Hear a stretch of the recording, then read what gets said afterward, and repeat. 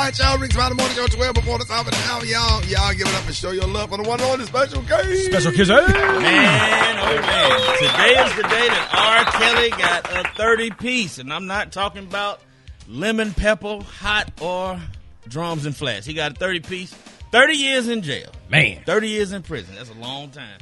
Some people saying, well, he could have got life. 30 years ain't that bad. No, 30 years is a long-ass time. It's life when you're 50. Let me tell you something. When you over 50, 30 years is life. Right.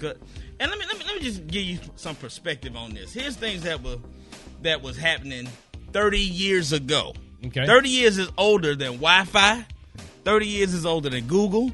30 years is older than the Carolina Panthers, the Jacksonville Jaguars, the Baltimore Ravens, the Houston Texans. Preach. 30 years is a long-ass time. It is. Think about where you was at 30 years ago. Think about where you was at 30 years ago. Yeah. That's a long time. 30 years ago, Bill Clinton was elected president.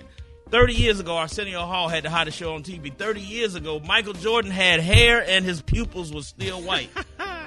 30 years is a long time. People ain't white no more. No, them people ain't been white in a long time.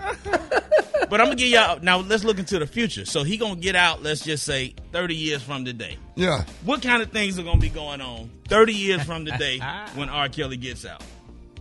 66-year-old R&B rapper Drake will be releasing his 49th number one album in 30 years. In 30 years, Rock T and Crystal will be celebrating their approximately 45th or 46th wedding anniversary, along with 45 years of never going to bed mad at each other. Right. They still would not have had an argument. Right. In 30 years, 58-year-old Young Miami, a.k.a. Carisha, will still be somewhere asking Diddy, so what we is? Right. Still looking for clarification on the status of their relationship. 30 years from now, somewhere in a courtroom, the case of Tory Lanez and now 50-something-year-old Meg Thee Stallion will finally go in front of a judge to What happened? to determine whether or not he shot her in her foot in 2021. Somewhere in Calabasas, California, 30 years from now, Khloe Kardashian will be deciding whether or not to allow Tristan Thompson to get back with her after catching him cheating for the 895th time. Right. 30 years from now, Brad, 86-year-old comedian Monique will be on stage in a comedy club somewhere in front of a crowd of about 6 people that she got left as fans, ranting about how she's still mad and she still hates comedian D.L. Hughley, Lord. who's now Lord 89, retired and living his best life in a big house on a lake and doesn't have any idea who Monique even is. And finally, 30 years from now, in 2052, Rickey Smiley will be about 83, 84 years old, retired from radio, still doing the Martin Lawrence comedy tour. Although